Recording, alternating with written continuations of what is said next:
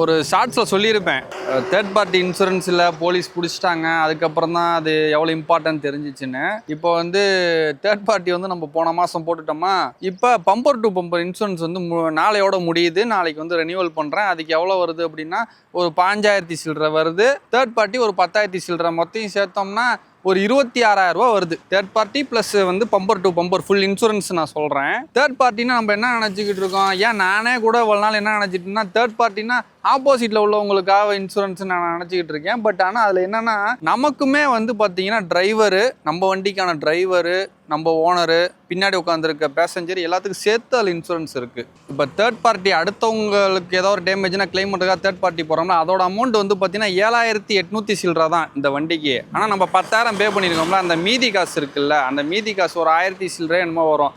அது வந்து நம்ம டிரைவரு, ஓனரு, நம்ம வண்டியில் இருக்க பேசஞ்சருக்கான இன்சூரன்ஸ். அது சில நேரம் என்ன பண்ணிடுறோம், தேர்ட் பார்ட்டியை கொஞ்சம் குறைச்சி ஆஃபர் பண்ணி கொடுங்கன்னு கேட்கும்போது என்ன பண்ணிடுறாங்கன்னா அந்த 1,000 சில்லறையை வந்து எடுத்துட்டு ஆப்போசிட்டில் உள்ளவங்களுக்கு மட்டும் இன்சூரன்ஸ் தேர்ட் பார்ட்டி போட்டுருவாங்க.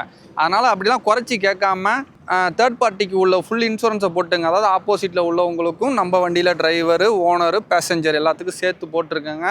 அப்படி தேர்ட் பார்ட்டி போட்டதுக்கப்புறம் அந்த காப்பியில் பார்த்துக்கோங்க, நம்ம வண்டிக்கும் சேர்த்து அதில் மென்ஷன் ஆயிருக்கா அப்படின்றத செக் பண்ணிக்கோங்க.